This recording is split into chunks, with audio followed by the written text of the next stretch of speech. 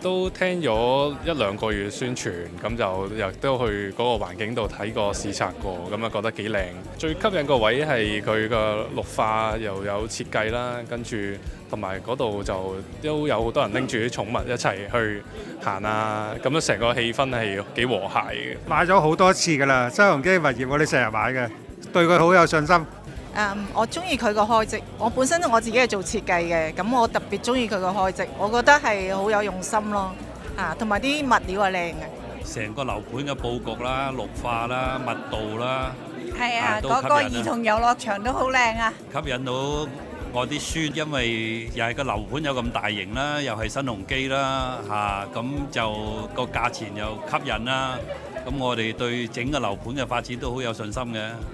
就要睇新地成個盤嗰個推廣咯，而個樓盤夠大咧，我哋覺得呢個升值潛力都一定有嘅。好開心咯！非常好嘅體驗咯，新地啲職員又咁熱情，係嘛？咁樓盤又靚，質素又好，咁我哋都好開心能買到呢個樓盤啦。係啊，我哋都係買到啲第一選擇嘅。因為我自己就比較中意啲戶外啊，或者啲比較休閒啲嘅環境咯。咁佢因為即係我諗喺香港算係好難得會有咁好嘅生活配套，可能水陸兩地都有得玩啊、運動啊。咁啊，再加上仲有一啲商場啊，咁餐飲啊、食嘢各方面都已經好即係一應俱全。因為一嚟我自己都會成日會過去高柏，咁我比較中意嗰個環境周邊。咁二嚟就關注咗之後就都有去睇下啲示範單位啊，咁同埋就最重要就實地考察，因為我而家自己住緊都係新鴻基嘅樓盤嚟嘅，咁真係就算一啲可能時間耐少少，可能講緊都成接近譬如20年嘅樓咁樣，咁我自己覺得真係喺我自己嘅感覺嚟講，可以算係數一數二，因為佢個保養質素啊、個條件啊、環境周邊其實都好 perfect 咯。咁所以就俾到我好大信心，就覺得可以即係再投資新鴻基嘅樓盤咁樣。全部單位都係投資用嘅，留意咗大概幾個月到啦。因為屋苑夠大，會所好靚，個泳池都好吸引嘅，因為佢個泳池夠大啦，同埋個水上樂園都比起其他屋苑都好靚。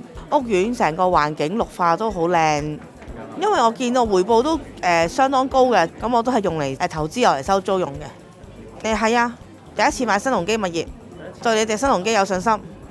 目標客群都係本身而家住緊馬鞍山嘅居民啦，因為馬鞍山本身嘅樓齡都好舊，咁好多人都想住啲新啲嘅環境呢。其實CVS都係一個幾好嘅選擇。投資收租嘅，買到自己心頭好開心。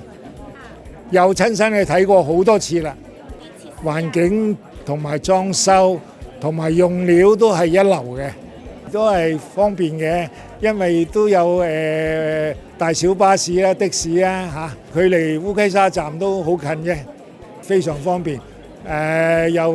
尤其是寵物啦，或者買嘢啊、食嘢啊，冇得頂。泳池又靚，材料又靚。尤其是呢個畫則師，700尺3間房，可以畫到梗廚，3間房2個廳2個廁所，仲有工人套房，冇得頂啊！係不嬲都係新地會會員，由禮頓山開始到而家30幾年啦，應該。我個朋友買咗1期，跟住我睇咗佢嗰啲單位好靚。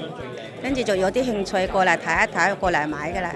新鴻基嘅信譽好咯，同埋個價錢合理咯，同埋嗰個景咧，仲有山有水好靚咯。嗰度都交通都方便嘅，佢嗰度配套都好齊全嘅，我都係諗住住嘅。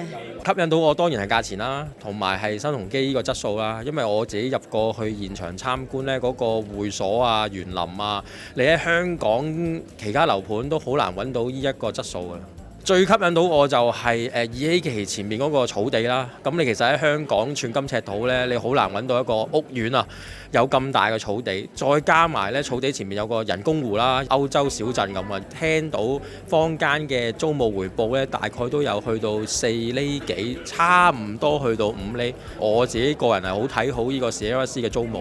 都有睇過嗰個屋苑嘅周圍，咁嗰個環境都係真係非常之好嘅，真係好似去咗啲度假村咁樣咯個感覺。尤其是真係去中環啊、去九龍區啊，咁佢真係有啲度嘅巴士應該都會更方便咯。獨木舟啊，或者係有啲水上活動啦，咁呢啲我好期待嘅自己都，即係無論係設施啊，無論係嗰個物業管理啊，無論係嗰個住屋環境啊，同埋即係裡面嗰個單位，其實嗰個你睇落去佢嗰個裝修或者係佢用嘅物料咧，咁都係新鴻基比較優勝咯。